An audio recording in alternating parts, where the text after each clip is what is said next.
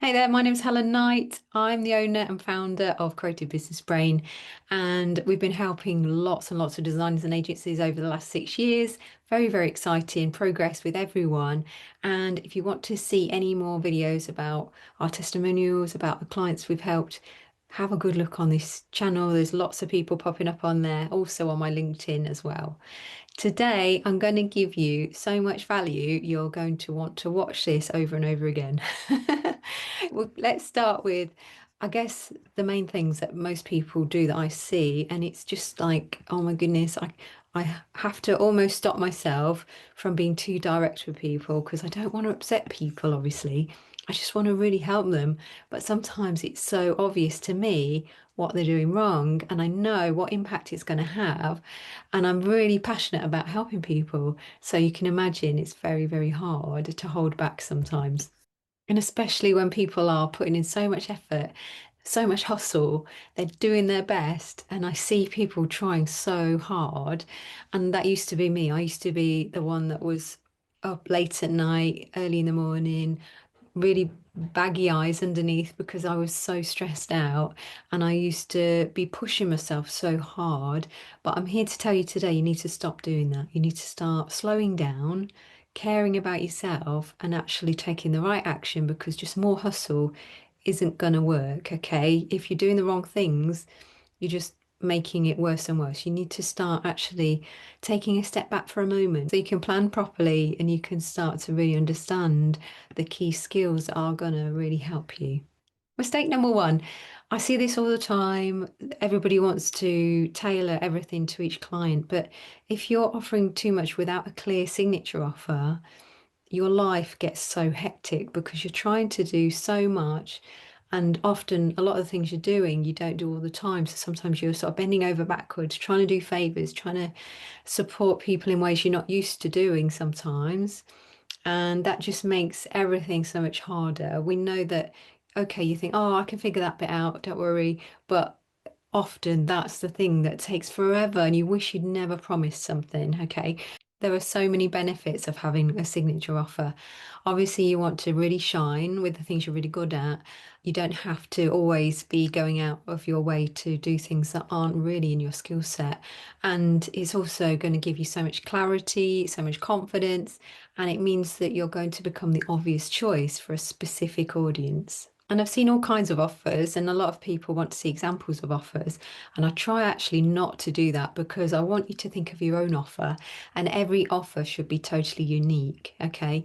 So it's about really understanding the client journey, understanding what they need along the way that's going to actually move them forwards in the quickest way possible. So you're actually thinking of the 20% that make 80% of the difference for them.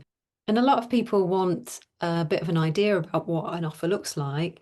And it is like your process, but it goes a bit further. So it's helping your ideal client see why they need you, what's involved, but explaining it in the most simple way possible without all the technical jargon, without the design lingo, because nobody wants somebody to sort of throw stuff at them that they don't understand. It's very overwhelming for your ideal client. They just won't really understand why they need it unless it's really, really clear. And it's important that it relates to them and their journey and what's really going on and how it's going to help them get to the next stage. Mistake number two, and this is actually related to number one, and it's really about people just talking about the wrong things and having the wrong conversations. Because if you're not talking about things that are related to your ideal client and you're not actually helping them understand why you're so valuable, and it really is about the value that you bring. And when people actually realize their own value that I help, oh my goodness, their business really does rocket. And it's so exciting. I've helped some agencies do this as well, not just individuals. And the agencies were so surprised when it's like a light bulb went off in their head. And they were like, oh my God, yeah, this is why people really need us. And once you understand why you're different, what the differences between you and another designer, what the difference is between you and another agency, what is the difference between somebody that does design and somebody that helps them actually get more sales with design. There's a whole different way of looking at it, and you have to see it from your ideal client's perspective and understand what they're looking for. That is the value. They're looking for what it really does. They want to know that it's going to bring more revenue, that it's going to bring more clients, that it's going to bring more success, whatever that looks like for them, but it has to be specific to them. Mistake number three, you have to be consistent along all the platforms that you're on. And if you're just on one, that's totally fine. I was just on one for a long time, but then I realized actually I was on the wrong one. So I did start off on Facebook, and I realized that Facebook wasn't really the platform for me. I wasn't attracting the right people, and that was a long time ago now. You do have to make sure you're on the right platform to start with. It's a really good idea just to have a good search for your ideal client on each platform and just see where they're hanging out the most. And then you've got to be consistent across the platforms if you are on different ones.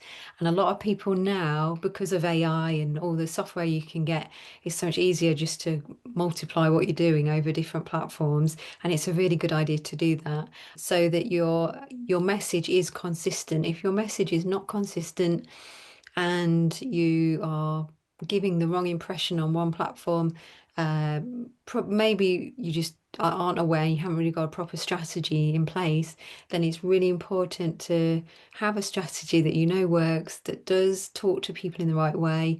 It catches them at the right awareness level because everybody's on a different level. There's so many things you have to understand to really grab their attention, to get the right people reaching out, to get the right people having a conversation with you on a consistent basis every single week. Mistake number four is all about not having a proper follow-up system. And this was actually me again for a long time, years ago. I never used to follow anybody up, I don't think, apart from when I went to maybe a big event and I had came home with lots of business cards. I'd sit there and ring them all, and it would be such a nightmare. And I was a really introverted person. That was really hard for me to do, but I pushed myself and made myself do it. Now, I'm not really a cold call person, or I don't really pick up the phone. I've got a team now that help me do certain things, and they do follow up on the phone. But I think it's important that you have a proper follow-up system, okay, and you understand what that looks like. Now, it depends what level of business you are. We've helped people that are on their own. We've helped people that have got a big team. Depends on the size of your business, but you should definitely have some way of tracking the people that show an interest. Okay, you don't have to track everyone because you will start to look at profiles, you start to look at the types of people that you know would be a good fit. And maybe you start interacting with some of those people online. You don't have to record everything. You only basically keep a record of the people that show an interest. And that's really, really important. And it means that every now and then they'll get a reminder of you and your conversation, but doing it in the right way is so important. You don't want to be a bother, you don't want to pester people, you want to give value and you want to help them, okay? So you've got to do it in the right way. There are actually systems like Folk, which is something that we use actually. Folk is a really good CRM system, FOLK. And it is, we found actually that it was the easiest one to use. We have looked at lots of others, and we are actually looking at another one now that we might move on to. But Folk has been amazing for quite a while now, and it's such a quick, easy way to add people from Instagram or LinkedIn. So if you're on those two platforms, I think it might work on Facebook too, actually. But if you're on those platforms, I would definitely recommend it. Just if you've never used one before, just to get you understanding how these things work. You're going to have to start setting up systems for your business if you haven't already, and processes, because it gets very busy and very complicated as you grow. Mistake number five. Now, this is all about pricing, and a lot of people are really fearful about pricing the way they really want to. Okay. So it's really important just to really value yourself, as I mentioned before. Once you've got a really good offer, it's so much easier to price much higher. Okay, we want high value clients. We want people that are really understanding the value you bring, but that's because you've explained it a lot better and you understand it yourself, and you're a lot clearer in the way you're communicating. So once you start thinking about how much you're going to charge for this amazing offering of helping people do certain things, and you're going to do certain creative work for them and achieve a certain result, then it's important to start to look at it as the value it brings, not how long it takes. I think I mentioned this the other day. It's so important to think, okay, well, what's a small percentage of what we actually create for our ideal client? So, whatever you create and what it does for them in the next few months, think about the impact it has and what it really does for them. And obviously, they're going to look a lot more professional. They're going to start actually attracting the right people. They're going to start being able to talk to investors and people like that, or whatever the situation is for them, and think about what that's really worth. So, if they actually do get bigger contracts now, or investments now, or whatever happens because you've helped them look much more professional and do things in the right way, you've got to think, okay, what's a small percentage of that result? What is a small percentage of that result that is more than I would have charged before? Okay, that's how I think of it initially. And you're still giving massive value, but you're charging a lot more than you were before. Some of our clients charge double or triple what they charged before, and they still know that they are absolutely giving so much to these people. Okay, so they don't feel bad about charging more, they feel really good about it because they focus on what it does for them, and that is really the key. I think we've all had people in the past in our businesses, in your creative businesses. I'm sure you've met people where you've done work and it was just something small and you wish you'd never done it because this person was such a pain in the bum and they were such a nightmare to work with that you actually spent way too long helping them. Okay, now you don't want to keep going into that situation.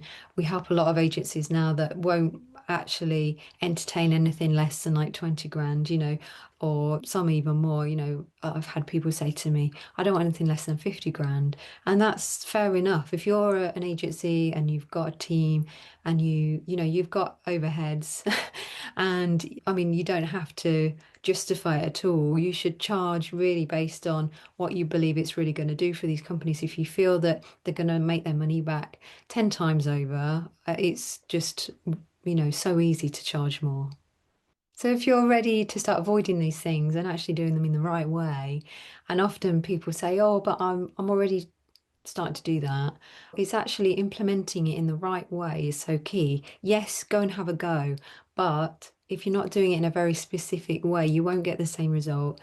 And that's why people invest in their future and in their business.